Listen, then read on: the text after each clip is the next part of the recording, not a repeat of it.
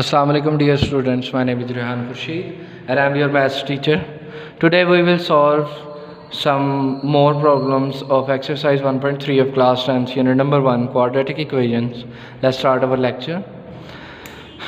Here we have question number 12 4 dot, ये 4.2 नहीं है, 4 मल्टीप्लाई, यहाँ पर ये डॉट मल्टीप्लाई को शो कर रहा है। 4 मल्टीप्लाई 2 की power 2x plus 1 minus 9 multiply 2 की power x plus 1 is equal to 0। इस तरह की इक्वेशन को हमने अब सॉल्व करना है जिस इक्वेशन में जो हमारे पास वेरिएबल x है वो एक्सपोनेंट में हो।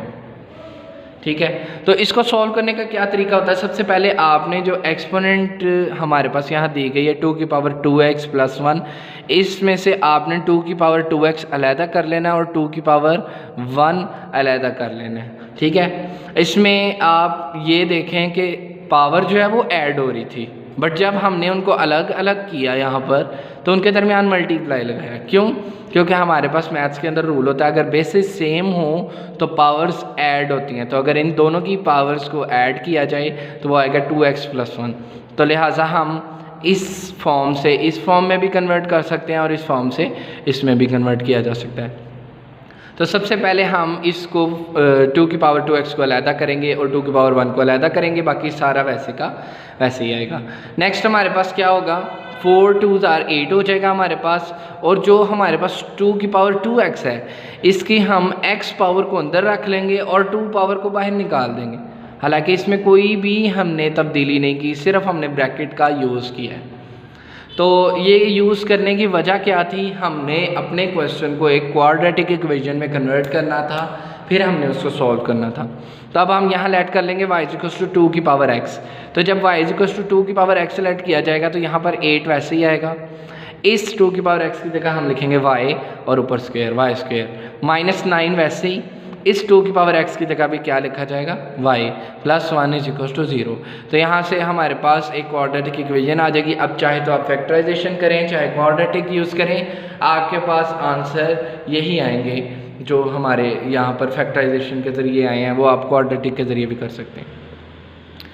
अच्छा, यहाँ पर हम फैक्टराइजेशन को यूज़ करते हैं। फर्स्ट एंड थर्ड टर्म हमारे पास वैसे की वैसे ही है, 8y² वैसे ही है, प्लस 1 वैसे ही है। दरमियान वाली को ब्रेक करना है ऐसे 2 पार्ट्स में कि मल्टीप्लाई करने से +8 आए और प्लस माइनस करने से -9 आए, और वो दो जो हमारे पास पार्ट्स बनते हैं -9 के वो ये है -8 -1, क्योंकि -8 और -1 को अगर हम मल्टीप्लाई करें तो हमारे पास +8 आंसर आता है, और दूसरी बात यह है कि अगर हम इन दोनों को ऐड करें तो हमारे पास -9y भी आ जाता है। तो लिहाजा उसके बाद हम क्या करेंगे, पहली 2 टर्म्स जो हैं उनमें से जो चीज़ कॉमन होगी वो कॉमन लेंगे। 8 दोनों में कॉमन है, y भी दोनों में कॉमन है, ये कॉमन लिया जाएगा तो हमारे पास बचेगा y - 1।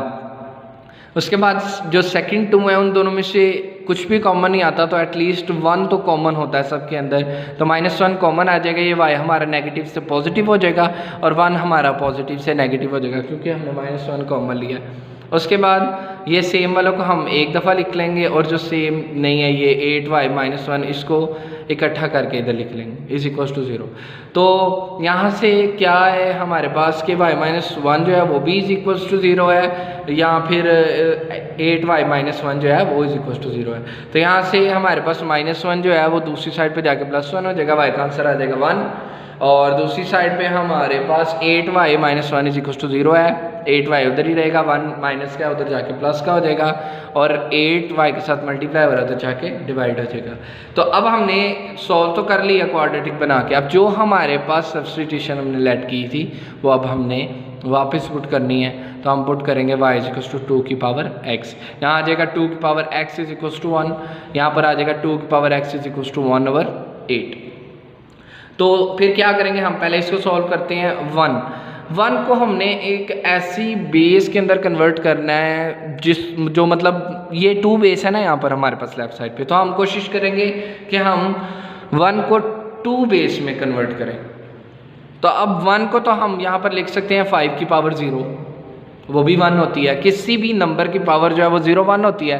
तो यहाँ पर हमने 2 क्यों यूज़ किया, क्योंकि हमारे पास लेफ़्ट साइड पर 2 की पावर x था, तो यहाँ पर हमने 1 को 2 की पावर 0 लिख लिया। ठीक है, उसके बाद हमने कंपेयरिंग की, बेसिस सेम है तो पावर्स भी सेम होनी चाहिए, बेसिस को हमने छोड़ दिया और पावर्स को हमने इज इक्वल टू 0 करके हमारे पास ये एक आंसर आ गया। इसी तरह यहाँ पे 2 की power x is equal to 1/8। अब मैंने 8 का एलसीएम 2 से क्यों लिया, 4 से भी तो लिया जा सकता था, 4 2 ज़ार 8, ऐसे भी किया जा सकता था। यहाँ पर 8 की भी जगह लिखा जा सकता था 4 × 2, वो भी तो 8 होता है। मैंने 2 से इसलिए लिया क्योंकि हमारे पास लेफ़्ट साइड पर बेस 2 है और उसकी पावर x है, तो हमें इसका आंसर चाहिए, इसलिए हमने 8 का एलसीएम लिया। तो 2 हमारे पास कितने टाइम्स आएगा, 3 टाइम्स, तो 1 वैसे ही रहेगा, 2 की पावर 3 आ जाएगा हमारे पास यहाँ पे। फिर जब 2 की पावर 3 वहाँ पर ऊपर है तो यहाँ पर नीचे है, नीचे से जब ये ऊपर जाएगा तो पावर पॉजिटिव से नेगेटिव हो जाएगी। फिर हम इसकी कंपेयरिंग करेंगे तो बेसिस हमारी सेम है तो पावर्स इक्वल हो जाएंगी। यहाँ से हमें मिलेगा x का आंसर -3 जो कि हमारा रिक्वायर्ड सोल्यूशन होगा। तो हम नीचे फिर एक सोल्यूशन सेट लिखेंगे जिसमें x इज इक्वल टू 0 होगा और x इज इक्वल टू -3 होगा।